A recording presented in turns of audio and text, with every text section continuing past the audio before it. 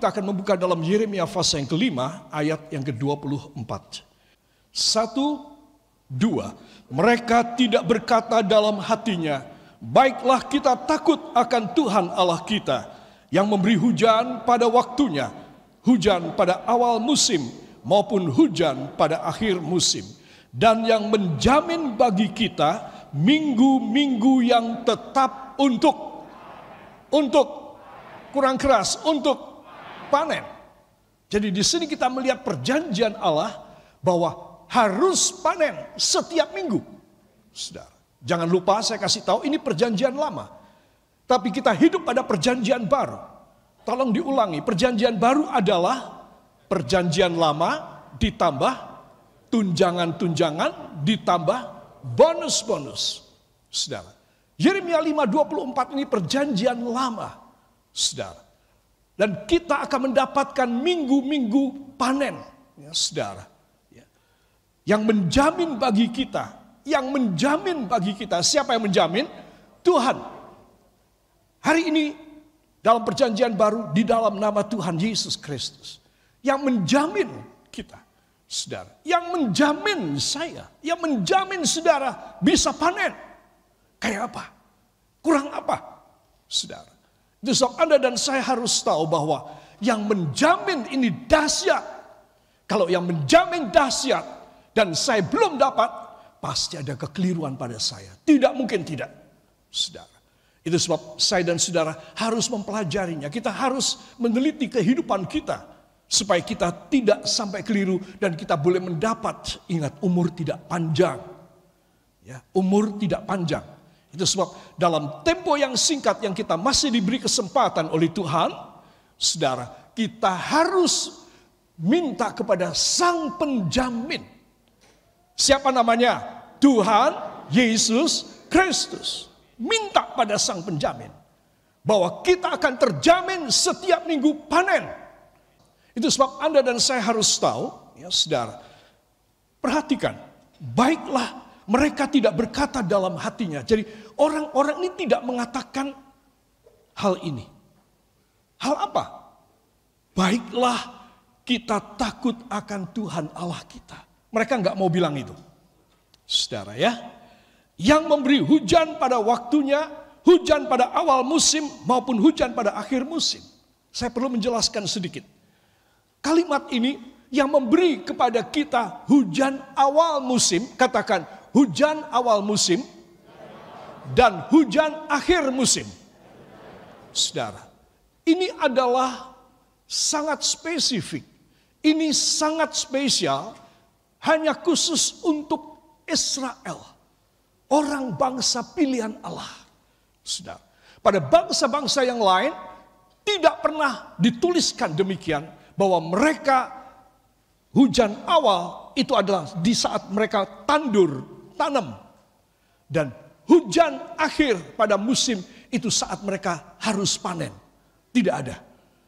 Jadi saya berulang kali katakan bagi orang pilihan Tuhan, katakan bagi orang pilihan Allah, selalu ada tanda untuk menjadikan hidup ini dari awal sampai pada akhirnya panen, berhasil.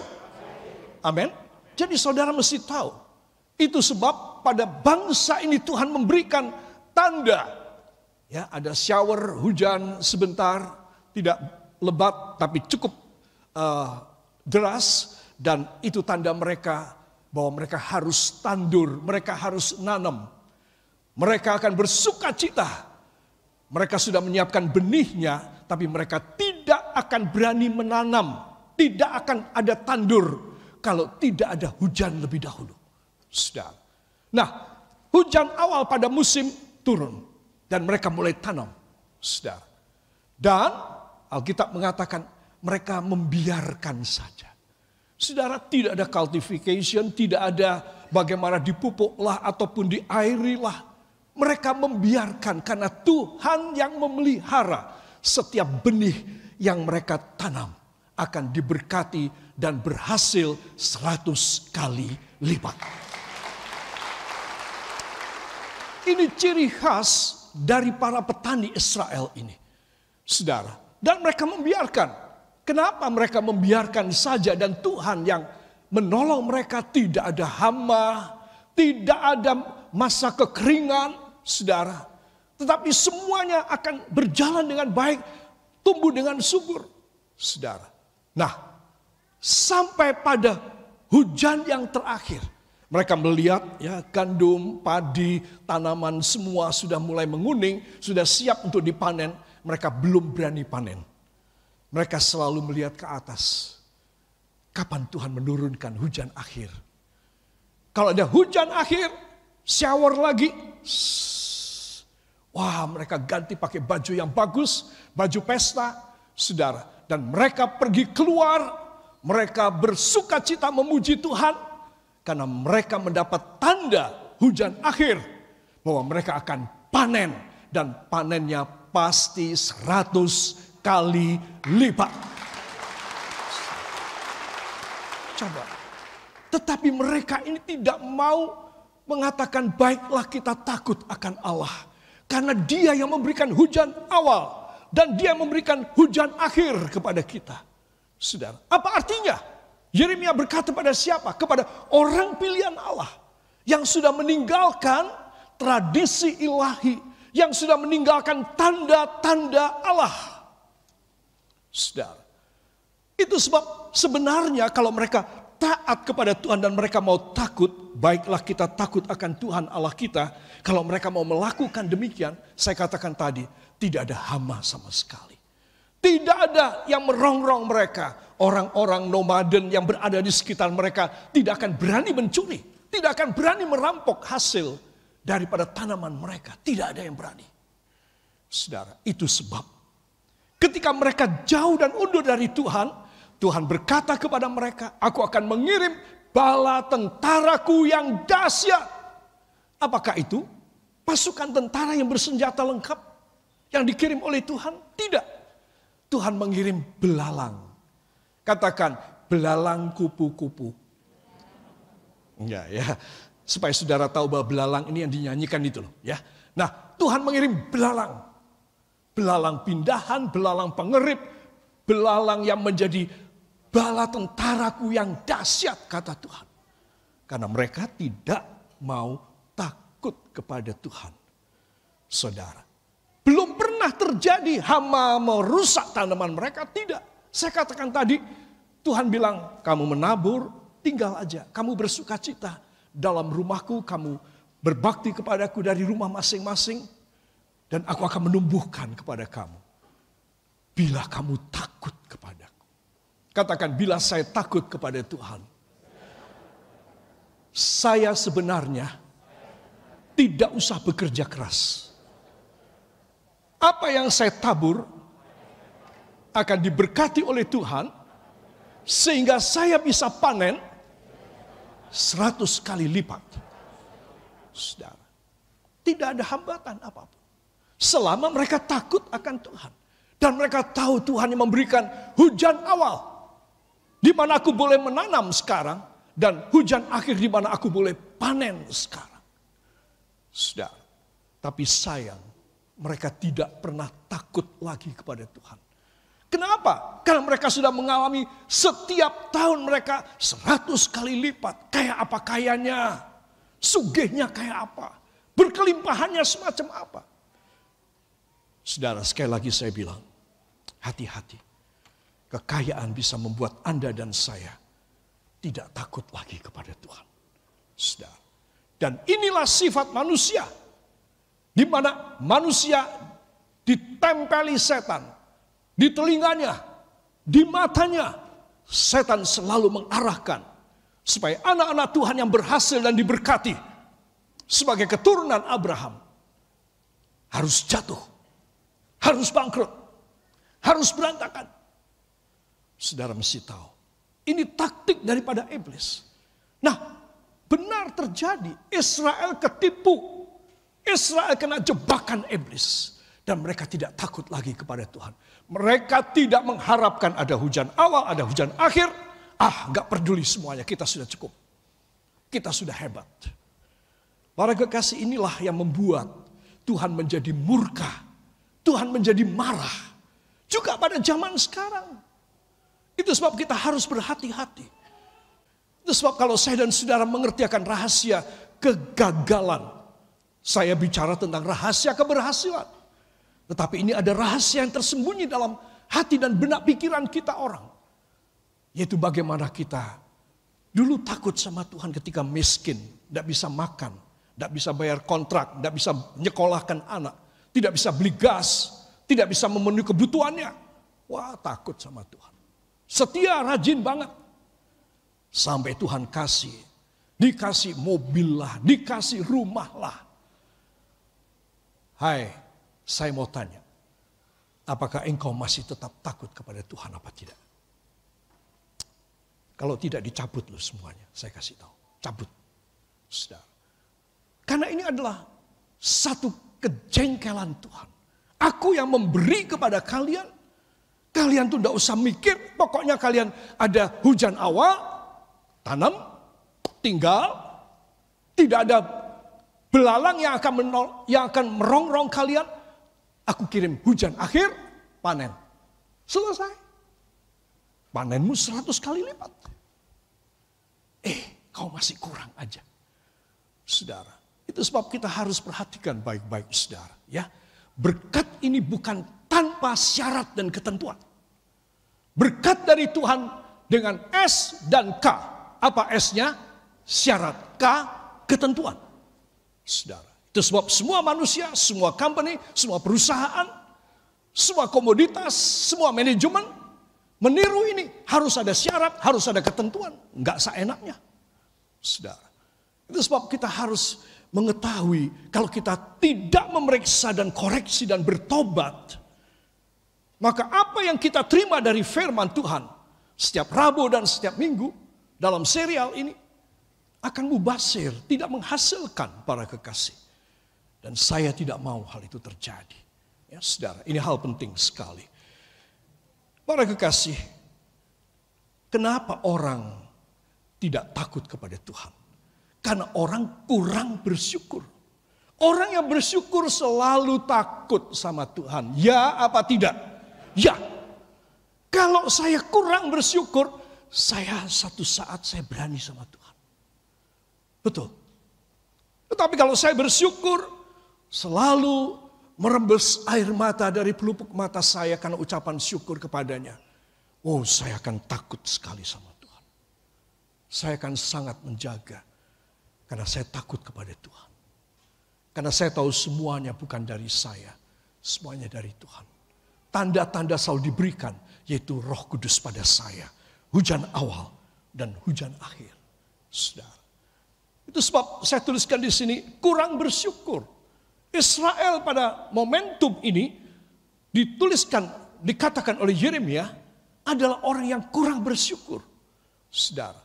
Dan itu sebab mereka tidak takut lagi sama Tuhan. Ya saudara, ini yang harus kita perhatikan dalam hidup ini.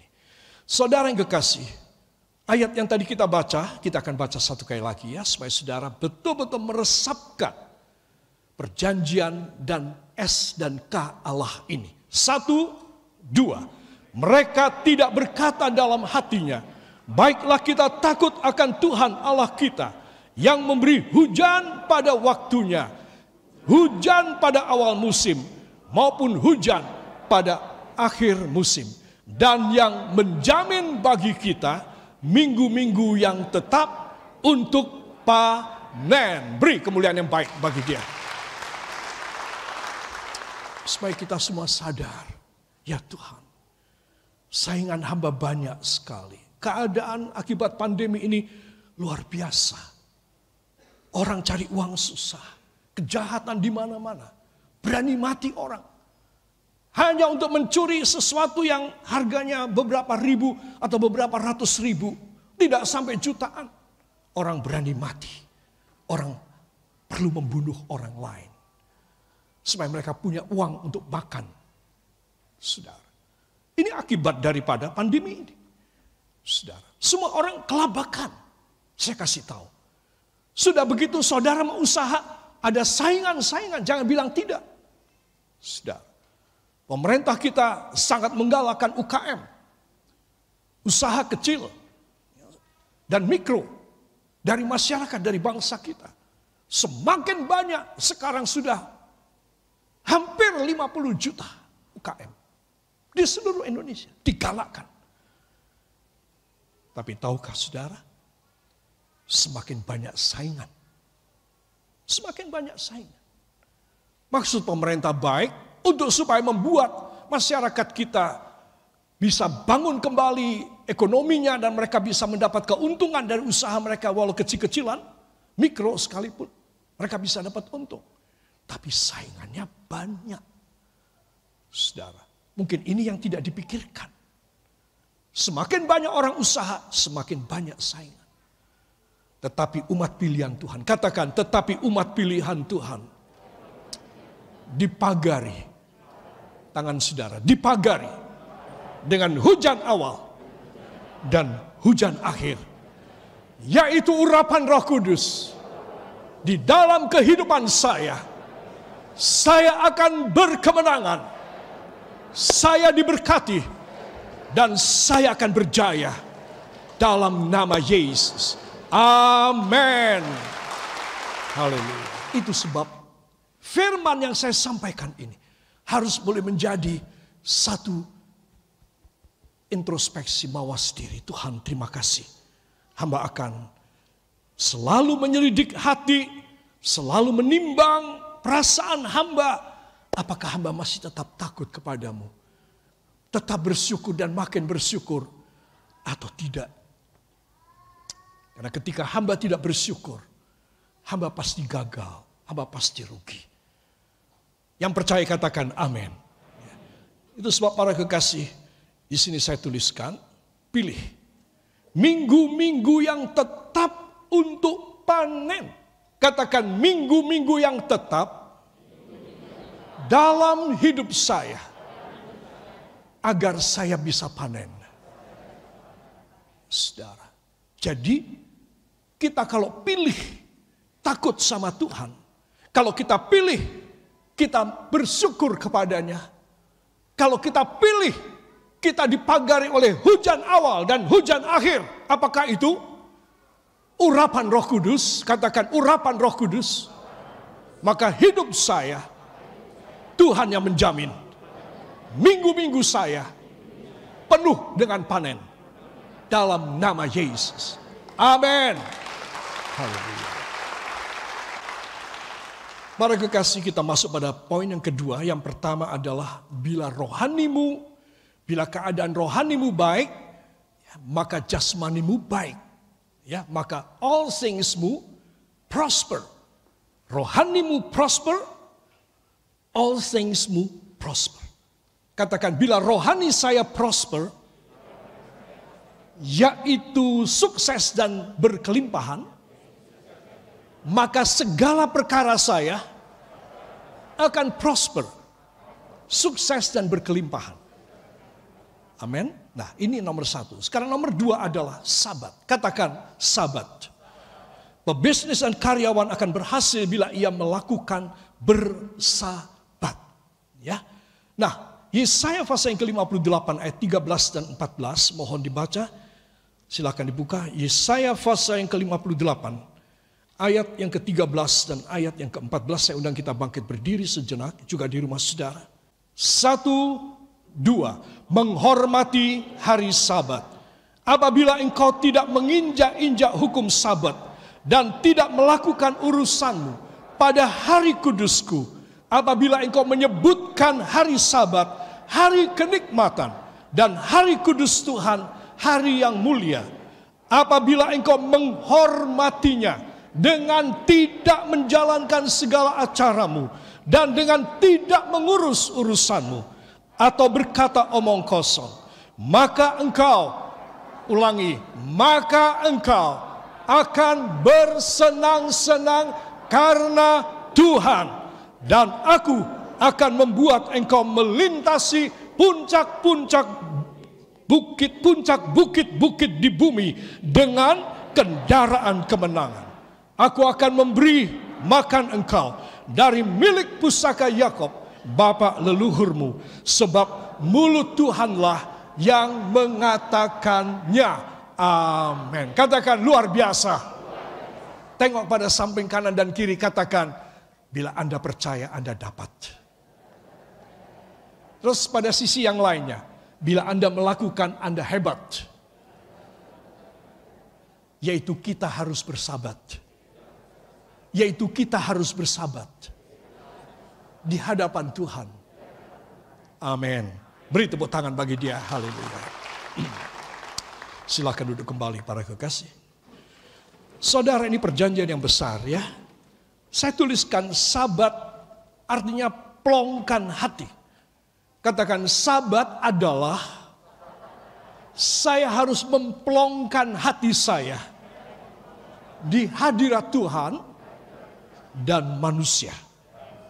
Serta melepaskan hidup saya dari ikatan-ikatan dosa. Ya, jadi itulah sabat. Dalam bahasa sehari-hari saya mengajak saudara untuk mudah dicerna. Sabat adalah pelongkan hati kepada Tuhan. Jangan ada ganjelan sumbatan. Jangan ada sesuatu percederaan, permusuhan, pertengkaran, keras kepala dari Tuhan. Jangan. Saudara kasih plong supaya hati saudara lega dan luas di hadapan Tuhan. Selain di hadapan Tuhan, katakan selain di hadapan Tuhan, juga di hadapan manusia. Saya harus plong hatinya. Amin. Saudara, ini penting sekali ya. Orang yang hatinya tidak bisa plong, maka bagaimana dia bisa kontak dengan Tuhan? Tidak mungkin. Ini pengalaman saya, saudara. Pengalaman semua orang. Kalau hatinya tidak plong, maka tidak bisa dia ada satu hubungan yang baik dengan Tuhan. Saudara, kita harus dibersihkan, dibikin plong hati kita dari semua sumbatan. Baru kita bisa ada hubungan yang baik dengan Tuhan. Tuhan kirim hujan awal dan hujan akhir, yaitu curahan Roh Kudus, urapan Roh Kudus. Selesai semua urusan Tuhan. Hama, belalang, musuh, orang jahat, dan segala roh kerugian, semua dibuang oleh Tuhan. Amin. Nah, itu yang pertama. Dan kedua, kita harus melepaskan ikatan-ikatan. Katakan, saya harus melepaskan ikatan-ikatan. Saudara, kita tahu bahwa ikatan-ikatan ini adalah, kitab Mazmur mengatakan, bagaikan tali-tali maut yang melilit hidupku. Ya, saudara, bukan tali-tali biasa, tapi tali maut. Katakan tali maut yang melilit hidup saya harus dibuka dan dibuang. Saudara, itu sabat. Jadi bukan saya dan saudara menghargai hari Sabtu atau hari Minggunya, bukan harinya, bukan momentumnya, tetapi filosofinya, maksudnya apa? Saudara. Dan itulah yang membuat saya dan saudara bisa plong di hadapan Tuhan, dan Tuhan bisa mencurai kita. Hal-hal yang ajaib Tuhan bisa mengerjakan buat kita. Harus diingat, saudara. Saya mau cerita sedikit tentang Salomo. Salomo, saudara perhatikan, Salomo ini tidak perang. Tetapi dia cuma punya hikmat dari Tuhan. Tuhan mengaruniakan pada raja yang masih muda ini hikmat yang luar biasa. Jadi dia tidak perang. Orang tidak takut kepada Salomo karena Salomo menangan kalau perang. Tidak. Tetapi karena perkataannya Salomo dahsyat. Sampai semua raja-raja yang lain ketakutan. Tidak usah diancam, mereka akan kirim upeti kepada Salomo. Tidak ada apa-apa, setiap hari beberapa raja antri untuk mengantar upeti kepada Salomo. Salomo mendapat laporan daripada menteri-menterinya, penasehatnya, raja ini atau raja ini datang di luar sana akan menghadap baginda dengan memberikan upeti. Dia akan berkata, terima upetinya, suruh mereka masuk. Aku akan bicara sama mereka. Jadi raja-raja dan ratu-ratu datang kepada Salomo hanya untuk mendengar perkataan hikmat dari Salomo. Dan mereka tunduk semua menyembah di muka Salomo. Karena perkataan hikmat. Saya mau tanya. Apakah perkataan hikmat? Apa? Firman Tuhan. Di zaman Salomo, firman Tuhan dihargai sangat mahal. Saudara, firman Tuhan yang disampaikan. Bukan kata-kata mutiara. Saudara. Tetapi ini firman Tuhan. Dan dia menyampaikan kepada mereka. Mereka membayar dengan harga mahal sekali kepada Salomo. Mereka setelah mendengar dan mereka merasa diberkati dan mereka menerapkan pada bangsa mereka. Beberapa bulan lagi mereka datang lagi untuk mendengar yang lain. Dan membawa upeti kepada Salomo. Di sini anak-anak Tuhan perhatikan. Apa sebab? Karena Salomo dia mempunyai satu sahabat dengan Tuhan. Hatinya plong, bersih. Sungguh-sungguh bersih di hadapan Tuhan. Semua katakan tetapi. Setiap orang yang sukses wajib waspada. Sayang sekali di akhir kehidupan Salomo yang dahsyat ini. Dia telah jatuh dalam dosa. Dia memelihara begitu banyak wanita-wanita, saudara, dalam hidupnya. Dan dia ikut tata cara agama kepercayaan dari istri dan selir-selirnya. Salomo yang begini mulia dan dimuliakan oleh Tuhan. Yang tidak ada raja lebih pintar, lebih kaya, lebih berkuasa daripada dia, itu janji Allah. Saudara, sekarang menyembah berhala. Berhala istri nomor berapa ada di sana. Berhala istri nomor berapa ada di sana. Dan dia ikut serta. Alkitab mengatakan wanita-wanita ini menyelewengkan imannya Salomo. Dan Salomo taat kepada para wanita ini. Sehingga apa yang terjadi? Akhir kehidupan daripada Salomo, Tuhan tidak berkenan kepadanya. Jangan anggap bahwa Tuhan itu memberi tanpa S dan K. Tanpa syarat dan ketentuan. Tidak mungkin. Tuhan memberi dengan S dan K. Katakan Tuhan memberi dengan S dan K. Jadi Anda dan saya harus tahu. Kalau saya dan saudara tidak membuat hati kita selalu plong dengan Tuhan. Saudara, bagaimana kita punya hubungan yang baik dengan Tuhan ini. Kita tidak atur nomor satu. Kita tidak perjuangkan, utamakan dalam hidup. Yang kita pikir cuma cari duit terus. Senang-senang terus. Jalan-jalan terus. Saudara, bagaimana? Engkau harus hati-hati. Satu saat engkau maju di hadapan hakim segala hakim. Saudara, itu sebab para orang tua harus memberitahu dan kasih warning kepada anak-anaknya, cucunya, menantunya. Kalau perlu besannya juga. Supaya apa? Supaya inilah saatnya untuk datang sowan kepada Tuhan. Untuk lebih sungguh-sungguh kepada Tuhan. Karena zaman yang jahat ini akan menghancurkan semua anak-anak Tuhan yang hanya KTP saja. Akan dibawa pada hukuman Allah. Tapi anak-anak Tuhan yang sungguh-sungguh dekat dengan Tuhan. Yang dipagari dengan hujan awal dan hujan akhir, yaitu pengurapan dan curahan Roh Kudus. Hanya anak Tuhan inilah saja yang akan survive, yang akan berhasil, dan yang akan diberkati luar biasa.